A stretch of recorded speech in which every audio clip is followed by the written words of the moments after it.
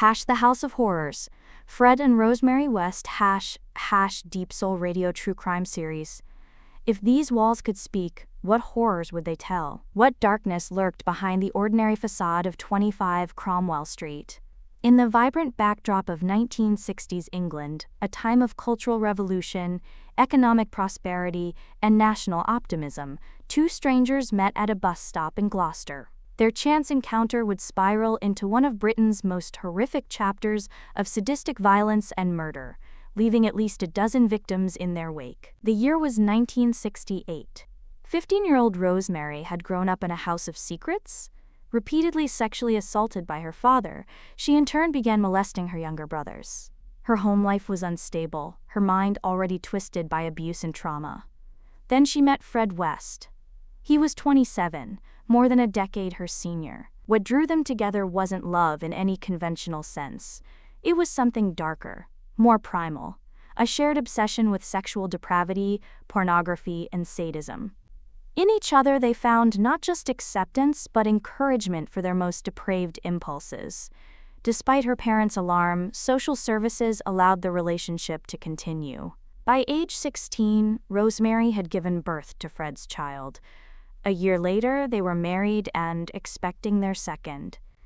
In 1972, they moved into what would become their infamous address, 25 Cromwell Street.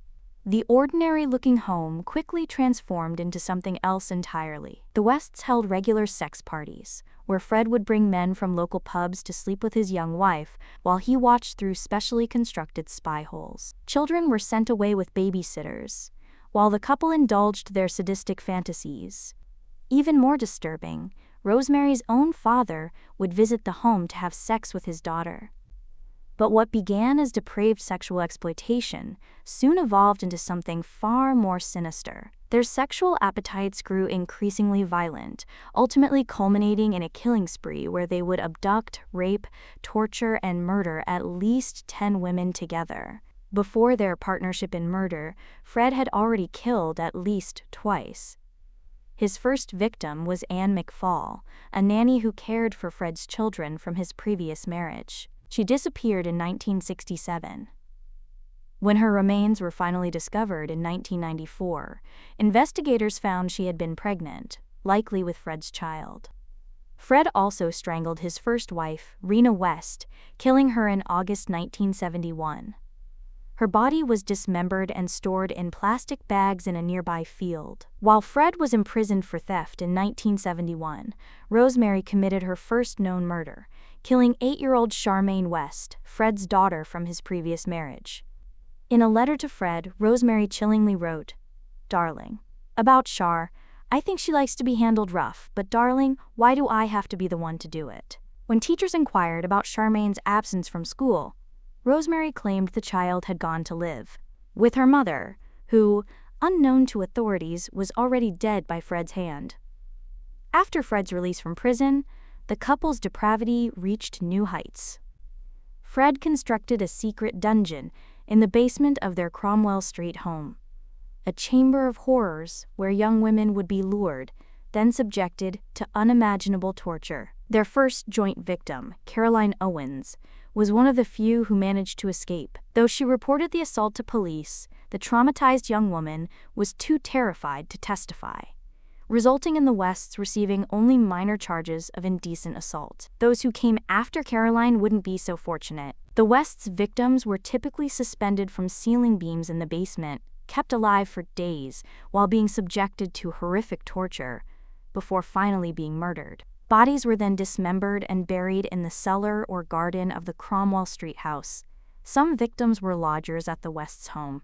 Others were young women abducted from bus stops or the streets of Gloucester. In the shadows of swinging Britain, vulnerable girls vanished without a trace. Perhaps most disturbing of all was the fate of Heather West, Fred and Rosemary's own daughter. Like all the West children, Heather endured years of physical and sexual abuse at her parents' hands. When she began to resist her father's advances, they mocked her, suggesting she must be a lesbian.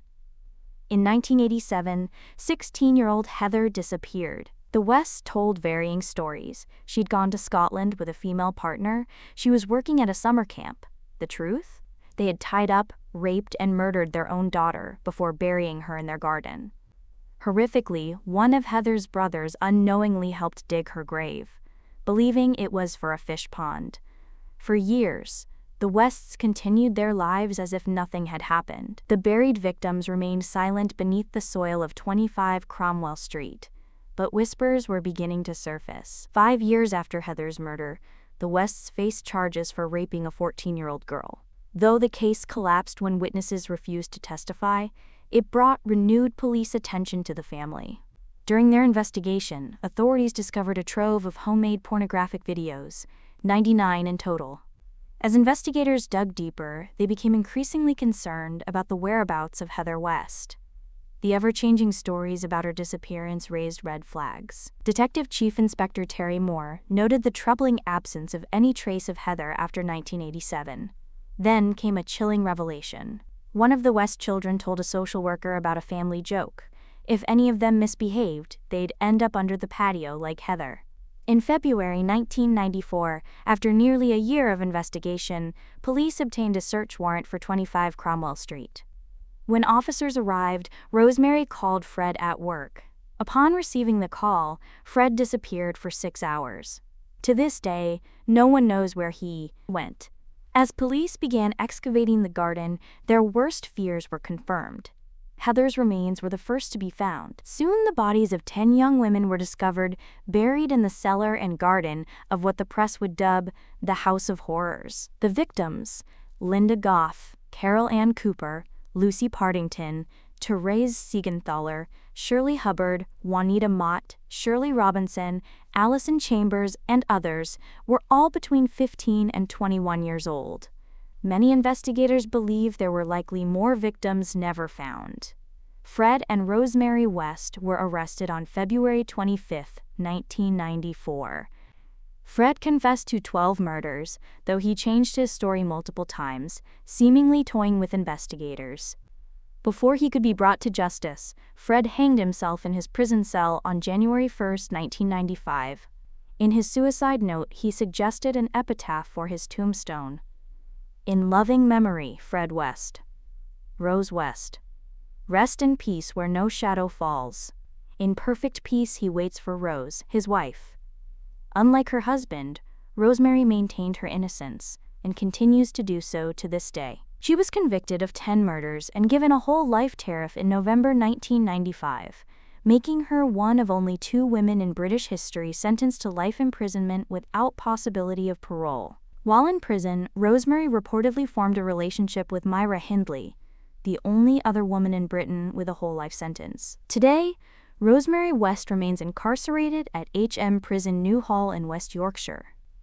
The house at 25 Cromwell Street, the infamous House of Horrors, was purchased by the Gloucester City Council and demolished in 1996, erasing the physical reminder of the atrocities committed there. But the psychological scars remain for survivors, victims' families, and a community forever changed. The story of Fred and Rosemary West stands as a dark shadow across Britain's history. A reminder that sometimes, behind ordinary doors and beneath manicured gardens, lie secrets too terrible to imagine. What do you believe happened here? Share your theory in the comments, and don't forget to subscribe to DeepSoul Radio for more chilling cases like this.